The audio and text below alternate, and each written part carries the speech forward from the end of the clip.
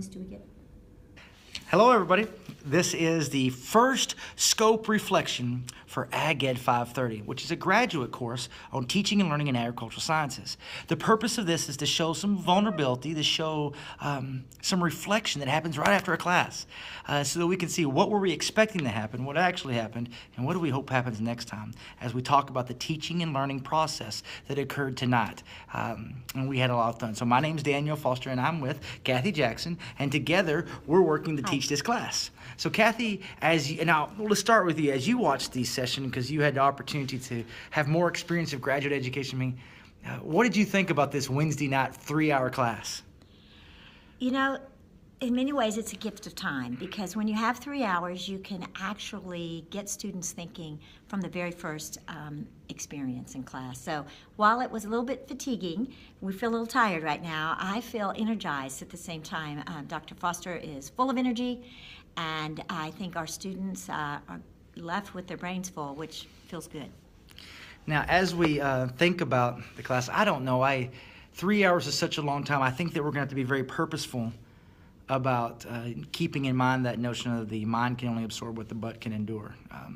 That no matter how engaging or moving it is, that we have to think about, all right, sometimes we need to hit reset. It's always tough for me to share out the standard operating procedures and how the course is going to break down, and also have the opportunity to make sure that it's not just about the spotlight being on us. We're not the show, that they are.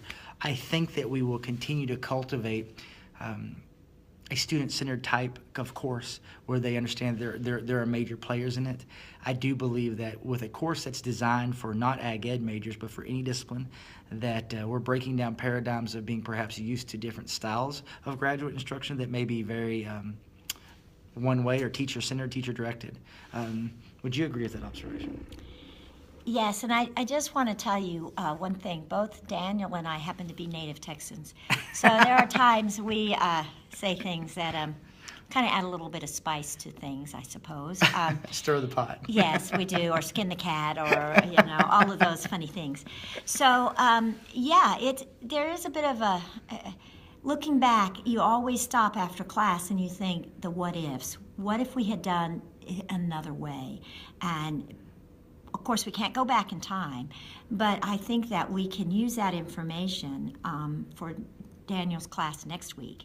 And also, remember, we're thinking about class in terms of it ended tonight, but our students' thinking really begins. They walked out with a lot of things to do that are going to help them, not a lot, but a variety of things that are going to help them think in this coming week. And Daniel, a few closing thoughts? Yeah, well, we put in place, the most important thing for the first session was structures.